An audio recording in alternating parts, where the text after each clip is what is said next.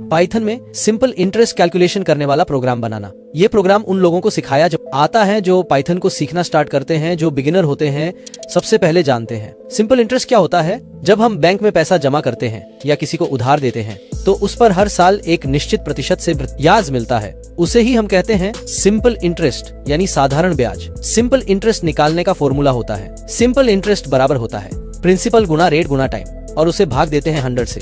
SI equals P multiplied by R multiplied by T divided by 100। अब हम समझते हैं कि इस फॉर्मूले में P R का क्या अर्थ होता है। P का अर्थ है प्रिंसिपल, यानी आपने किसी को कितना पैसा उधार दिया या बैंक में जमा किया, इसे हिंदी में कहते हैं मूलधन। R का अर्थ है रेट ऑफ इंटरेस्ट यानी ब्याज, जकी दर जो प्रतिशत परसेंट में होती है, जैसे 5% या 10%, ये हर साल का ब्याज होता है। T का अर्थ है टाइम, यानी आप कितना समय के लिए पैसा दे रहे हैं, ये समय साल ईयर्स में लिया जाता है। चलिए अब हम पाइथन में प्रोग्राम लिखते हैं जो यूजर से इनपुट लेगा और ब्याज की गणना करेगा।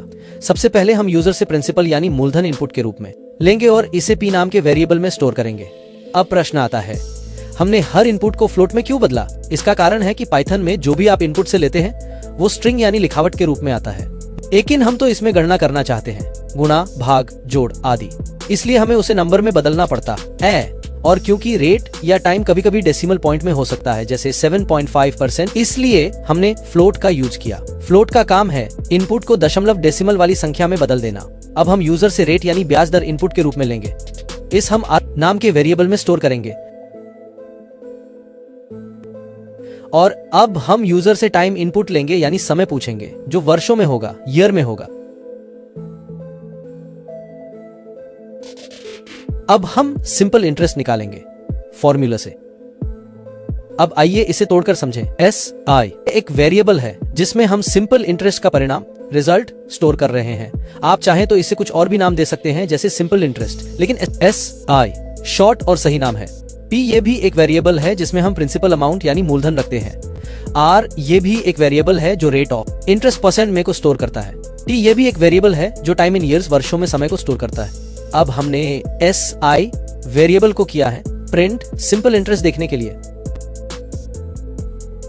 अब इसको किया रन। ये पूछ रहा है एंटर प्रिंसिपल यानी कितना पैसा उधार लिया है, हमने लिखा है 1000। अब ये पूछ रहा है रेट ऑफ इंटरेस्ट यानी प्रत्येक 100 रुपए पर एक साल में कितना इंटरेस्ट देना है, हमने लिखा 5। ये ध्यान रखें यहाँ नंबर का के बाद परसेंट सिंबल नहीं लगाना है। अब ये पूछ रहा है 1000 रुपए कितने साल तक उधार लिए हैं, हमने लिखा 2, इसने 2 साल का इंटरेस्ट दिखाया है 100 रुपए, यानी 1000 रुपए पर 5% ब्याज 2 साल का 100 रुपए होगा।